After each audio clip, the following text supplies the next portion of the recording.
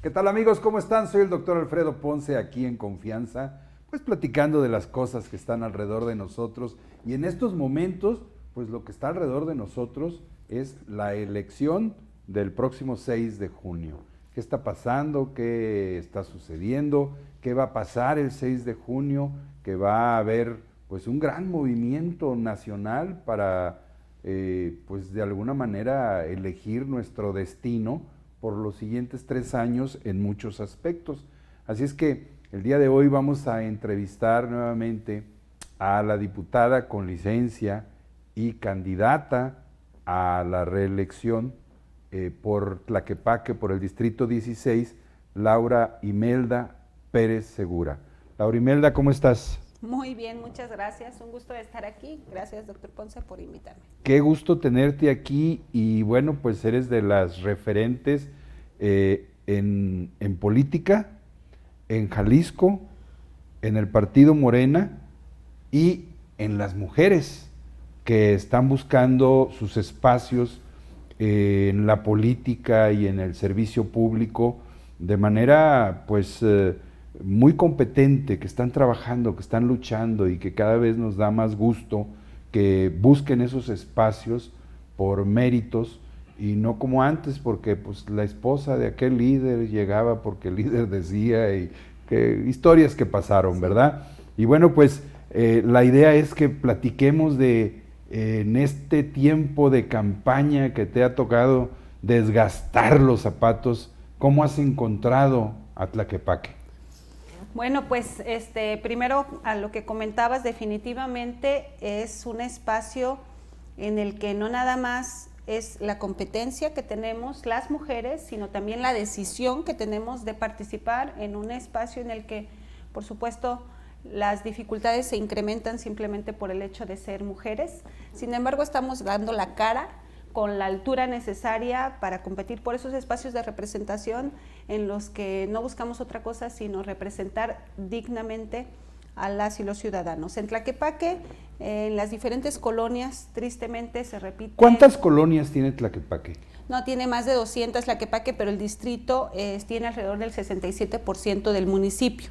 Y dentro del municipio, la gran mayoría de las colonias son colonias, decía, en las que se repite la misma historia, ¿no? El abandono, la falta de servicios, de infraestructura, simplemente de nomenclatura, rutas de transporte público, carentes totalmente de servicios. Te comentaba que hoy en la mañana fuimos, por ejemplo, a La Cofradía, que es una colonia de ellas, Potrero del Saus, Santibáñez, todas estas colonias que pareciera se les olvidó que existen, que son también parte de Tlaquepaque y en las que además de todas estas carencias de infraestructura y servicios, pues padecen de una manera mucho más fuerte la inseguridad, que es uno de los temas pues más dolorosos en Tlaquepaque, en todo Tlaquepaque. ¿Qué te pidieron? ¿Qué te pidieron, Laura Imelda? Mira, la gente evidentemente requiere de las oportunidades para poder salir adelante. En específico, demandan seguridad.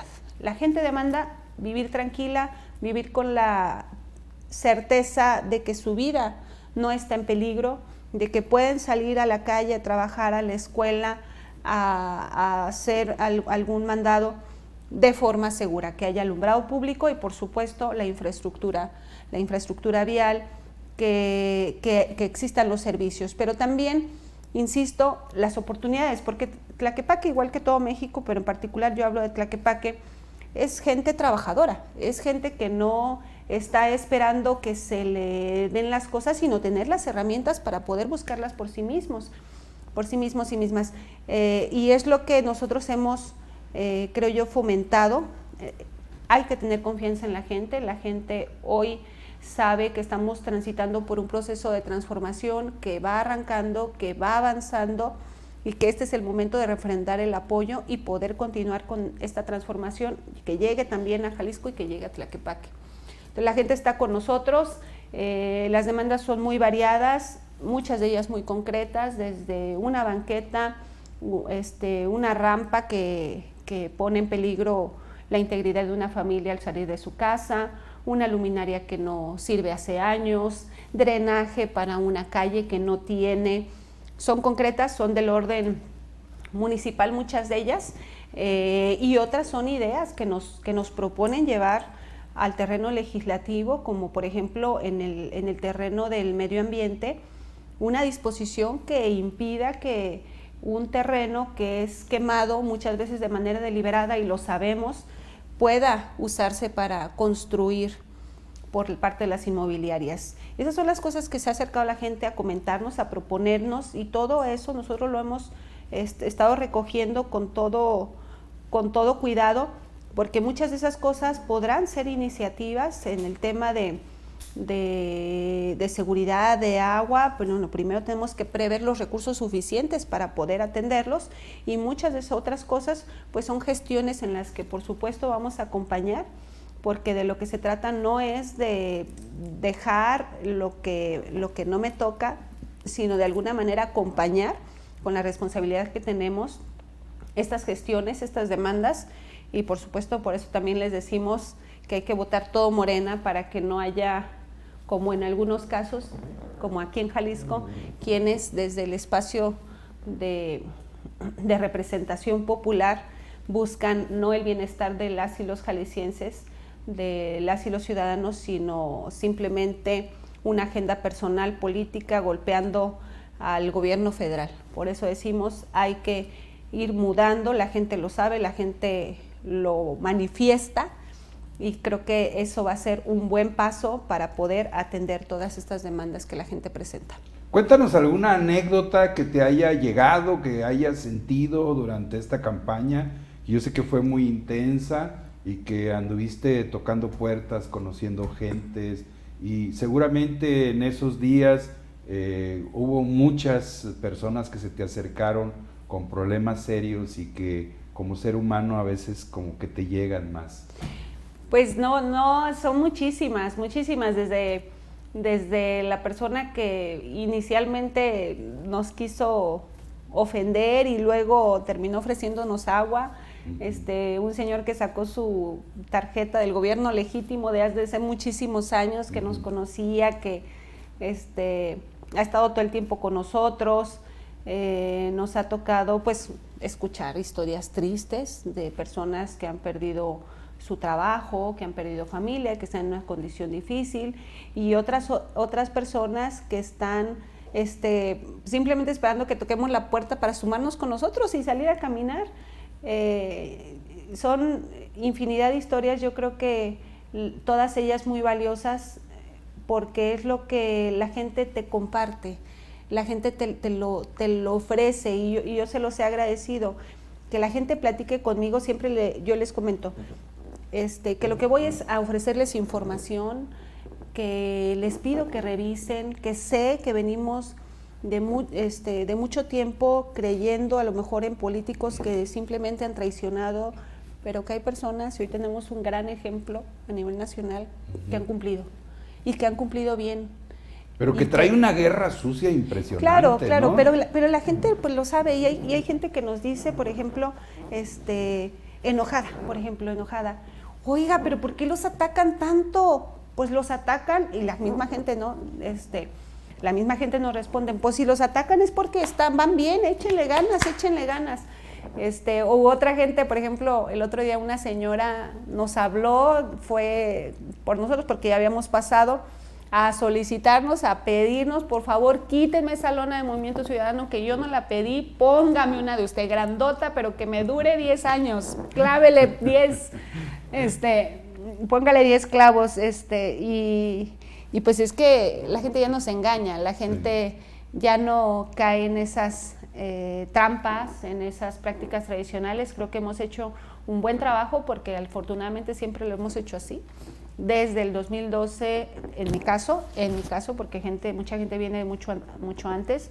Yo cuando entré a Morena en el 2012, que no había pertenecido a ningún otro partido, empezamos a caminar. Tú no eres chapulín. No, pues, empezamos. Porque dicen que hay chapulines en la también política. me pregunta la gente, oiga, ¿y usted de qué partido viene? Yo, pues de Morena. No, pero antes, no, pues de ninguno, de mi casa, de mi trabajo. Oye, ¿te tocó la guerra sucia a ti en lo personal? Sí, no, desde antes nos tocó la guerra sucia. ¿Hay algo que aclarar? para que la gente No, sepa. no, Pues, porque mira, al final del día ni siquiera son cosas que tengan, no sé, que una foto, no, ni siquiera son cosas, tonterías que pues la gente sabe que no son ciertas, como que uno, pues la típica, ¿no? Contra las mujeres. Como que si estás por ahí es porque algo hiciste. Con alguien has de andar. Es parte de las cosas que yo creo que ignorándolas se defiende uno mejor, porque ahí no hay nada que defender, pues, al final del día. Hay gente que sí le tocó la guerra sucia un poquito más fuerte, ¿no? Bueno, nosotros nos tocó, por ejemplo, de parte del gobernador, directamente, cuando él empezó a decir mentiras sobre el presupuesto. Yo como secretaria de la Comisión de Presupuesto, di una conferencia de prensa con números, mostré cómo era mentira lo que él estaba diciendo acerca del presupuesto. Al siguiente día él sale con una conferencia de prensa muy similar, en el mismo formato que yo hice, a responderme, y luego nos saca una publicación en las redes sociales donde ahí ya nos agregó a todos los diputados de Morena y nos tacha así como criminales y... Contra Jalisco. Le fue mal, fíjate, le fue mal porque la gente salió a defendernos. Oye, hablando de lana. Salió a defendernos. Hablando de lana, hay algo que a mí me llama la atención porque está en las redes y sería bueno, si tú tienes el dato, aclararlo. Hay gente que está diciendo que en el Banco Mundial te puedes meter y ahí se ve que se han pedido $2,000 millones durante estos años.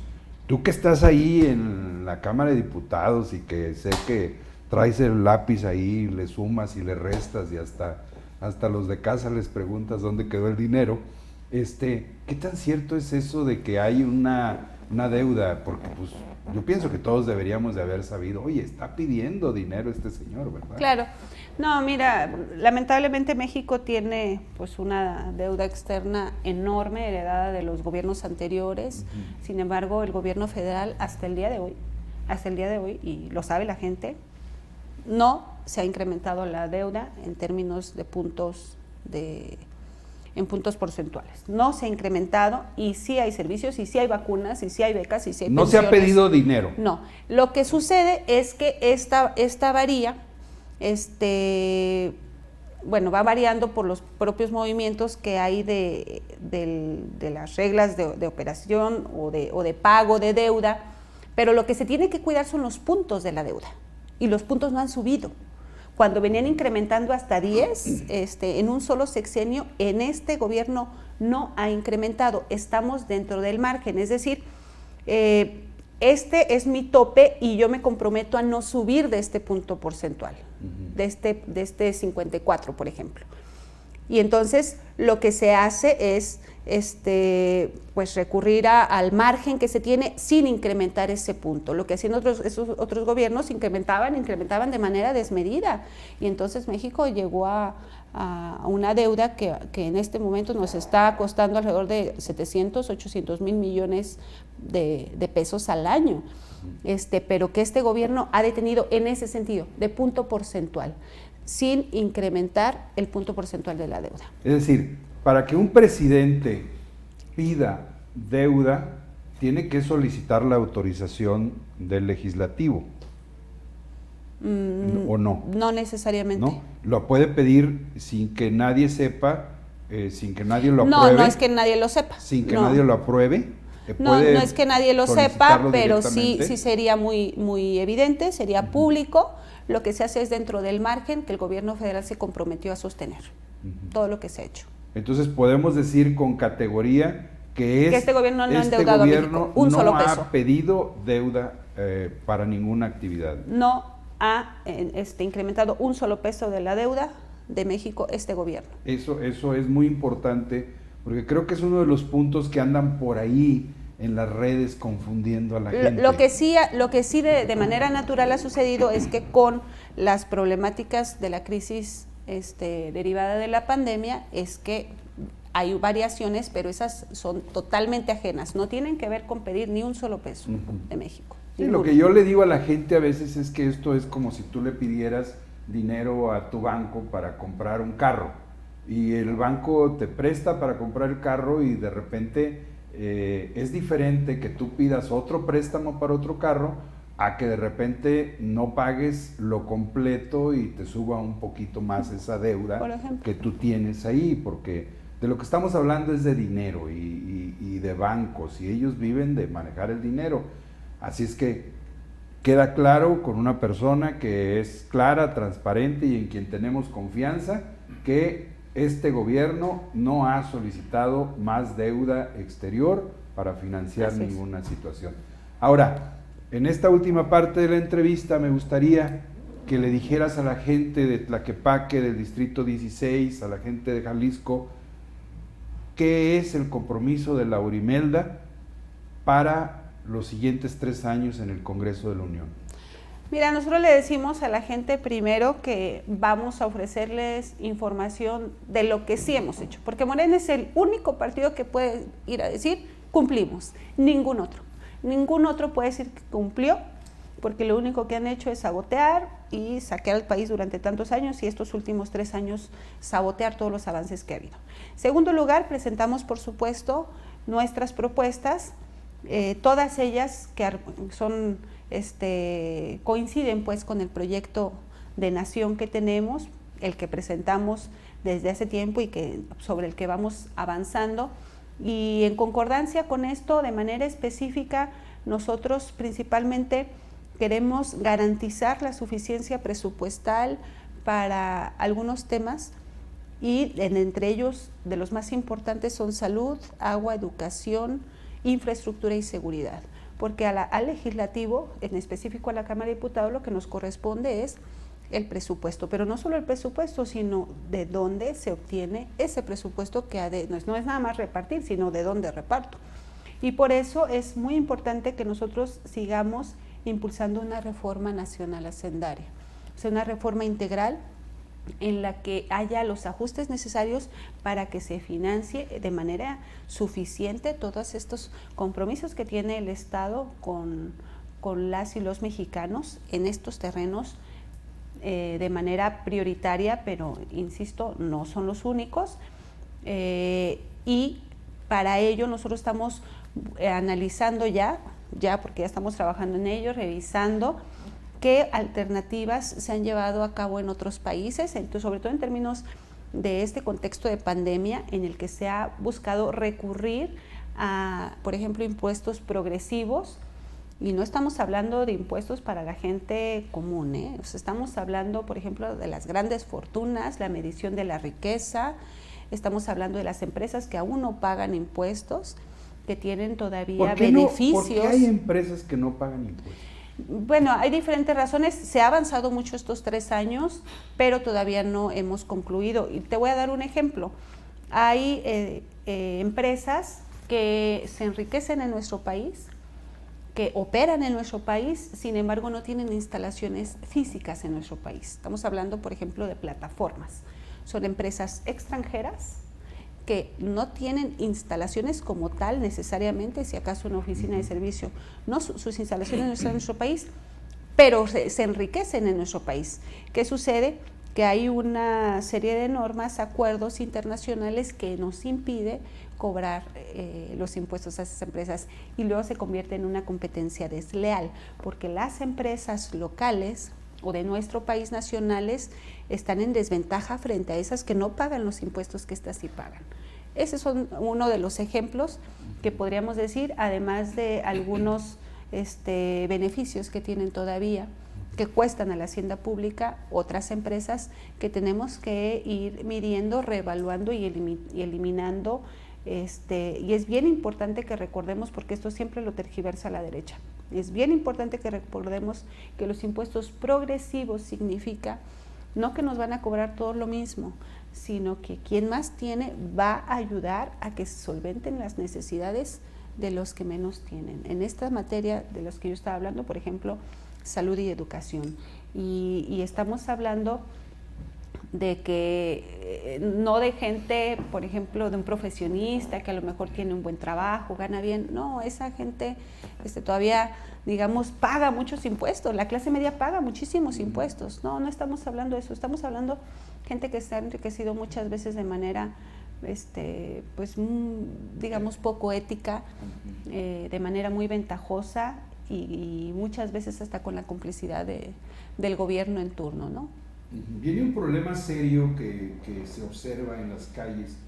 Yo que tengo la oportunidad de viajar mucho, en muchas partes de la República la crisis económica ha golpeado fuertísimo y la gente está saliendo a poner sus puestecitos de tacos, al comercio informal, y el comercio informal es una de las partes que más agrede a la hacienda pública, porque pues ¿cómo los haces que paguen? ¿Hay una visión sobre ese comercio informal para arreglarlo? Sí, mira, yo primero te diría que no es nada más el que paguen impuestos el comercio informal. Yo creo que antes de pensar en que paguen impuestos es garantizar que tengan derechos, porque van de la mano. O sea, si alguien paga impuestos tiene que tener derechos.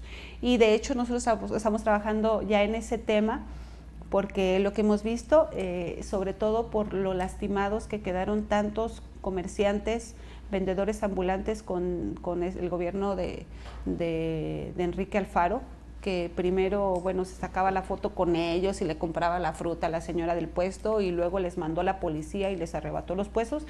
Bueno, toda esa gente se ha acercado con nosotros a compartirnos pues lo difícil que ha sido para todos ellos, sobre todo en este tiempo de pandemia, que si viven al día no tienen ninguna prestación, ninguna seguridad de nada y de repente no pueden salir a la calle a vender. O sea, imagínate, es una tragedia para muchas de esas familias. Entonces nosotros lo que estamos viendo es cómo garantizar el que sí haya una contribución a la hacienda pública, pero en la medida correcta, no como pagan un restaurante, y no voy a decir nombres, pero de esos que y que sea más accesible. Pero ¿no? además, sí, pero además, y fácil, pero además que tengan garantizados derechos mínimos, derechos laborales, derecho a una pensión, porque toda esa gente trabaja. Yo le digo a veces a algunas personas que han dicho, bueno, que no, es que yo no trabajé, entonces que me den la pensión, pues es una decisión. No, es que usted sí trabajó. Usted trabajó a lo mejor vendiendo tacos afuera de su casa, a lo mejor en una empresa, a lo mejor de secretaria, a lo mejor profesionista, a lo mejor en su casa, o a lo mejor cuidando a sus hijos. Todo contribuye a la prosperidad de México, al desarrollo de México, y no se tiene que despreciar ninguna actividad laboral, menos quien todos los días sale a su casa, llueva o no llueva, a veces llueve y se moja a vender lo que puede para poder salir al día a día. Sí, pues estamos concluyendo esta entrevista. Me da mucho gusto volver a verte al final de la campaña. Mis mejores deseos, y quisiera, para terminar la entrevista, que tú me dijeras ¿qué te duele de México ahorita, en este momento? ¿Qué es a ti como ciudadana, como persona, lo que más te duele? La inseguridad, el que la gente no pueda vivir tranquila. Yo lo he dicho, cuando uno no sabe si tu hijo va a regresar, si tu hija va a llegar sana a la escuela, al trabajo, si la van a agredir, si simplemente va a desaparecer tu familiar, no puede pensar en otra cosa. Yo creo que la inseguridad es una de las cosas más terribles que padecemos. Jalisco, pues, primer lugar en fosas, primer lugar en desapariciones, alrededor del segundo o tercer lugar en crímenes de violencia. En todo México es un tema grave, en particular en Jalisco, y creo que es un tema que no puede seguir quedando de lado. Es un tema, lamentablemente, que tiene muchísimo que ver con corrupción. Y lo venimos diciendo desde hace muchos años, ya saben quién lo dice desde hace décadas: la corrupción es el cáncer de México. Y ese cáncer corrompe las instituciones policíacas, corrompe el Poder Judicial y siguen protegidos esos personajes. Es lo que estamos combatiendo, en lo que hemos avanzado. Se han dado grandes pasos, pero pues en Jalisco pareciera que todavía no ha habido esa decisión de entrarle de lleno al combate a la corrupción y el combate a la inseguridad. Debe ser un tema fundamental, por supuesto, todos los servicios, derechos humanos, la población que tiene que migrar, la pobreza es un tema, es una tragedia que en un país tan rico la riqueza esté concentrada en unas cuantas familias. Yo creo que esa es una cosa que no se puede seguir tolerando, por eso hablamos de esta parte que decimos de que debe haber un financiamiento real para todas las necesidades de las personas en las materias más fundamentales, y repito, es seguridad, es educación, que haya certeza de que mi familia, mis hijos van a tener la oportunidad de educarse y progresar, salud, que van a ser atendidos, agua, que ahorita la padecemos pues, aquí en Jalisco de manera muy fuerte. El tema de seguridad ya lo dijimos, y el tema de infraestructura, que pues, es el derecho que tienen todas y todos los ciudadanos de tener una vida digna, espacios dignos. Esas serían por las dos cosas, la inseguridad y la pobreza. Fíjate que hablas de la seguridad y yo simple y sencillamente estoy pero enojado, estoy molesto. Tengo 2 semanas muy enojado yo. Hicimos un clip que por ahí después te lo mando sobre la molestia que causa ver la incapacidad de los cuerpos policíacos en el país, cuando un solo tipo de 72 años, desde 1991, está asesinando mujeres en su casa, desmembrándolas y comiéndoselas. Y no ha habido fuerza policíaca que hiciera una investigación seria en todas las desaparecidas, más de 30. Y tuvo que ser un hombre solo porque su esposa no llegó a la casa y la andaba encontrando, y fue a dar con este tipo, y no era un hombre que traía 30 guaruras y 20 suburbas, era un tipo que lo ves y dices tú, qué barbaridad, qué asco. Y de verdad que sí, los ciudadanos de a pie, comunes y corrientes, más corrientes como yo, algunos más comunes, pero sí les pedimos a los que puedan incidir en cambiar este aspecto de inseguridad, que se haga algo, porque sí, es algo muy doloroso. Doloroso y prioritario, claro que sí. Laurimelda, te deseamos lo mejor. Muchas gracias. Porque si te va bien a ti, estoy seguro que nos va bien a todos, especialmente hablando de la gente de Tlaquepaque, de la gente de Jalisco, de la gente de México, porque te hemos seguido y sabemos que eres una persona que va de frente a tratar de que México sea mejor. Eso es lo que vamos a seguir haciendo, con todo el esfuerzo, con todo el corazón, con todo lo que nos dé el aliento y el tiempo para hacerlo. Vamos a tocar hasta la última puerta que nos permita la ley. Vamos a seguir platicando con la gente y, por supuesto, no tenemos derecho a fallar. Bien. Eso lo sabemos y la gente lo sabe y la gente está con nosotros. Muy bien, pues muchas gracias, mucha suerte, y recuerde usted que este próximo domingo 6 de junio hay que salir a votar y hay que tratar de ser muy objetivo y tratar de limpiar la basura que están echando por todos lados.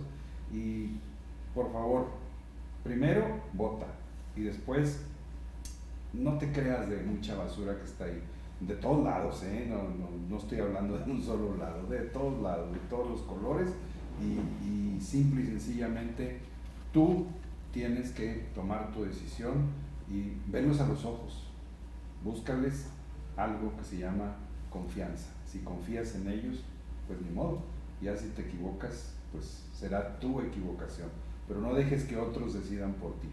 Muy bien, pues muchas gracias, Laura Imelda. Esperamos Gracias a verte como diputada nuevamente después que nos regales una entrevista. Con mucho gusto, y aquí estoy a sus órdenes. Muy bien.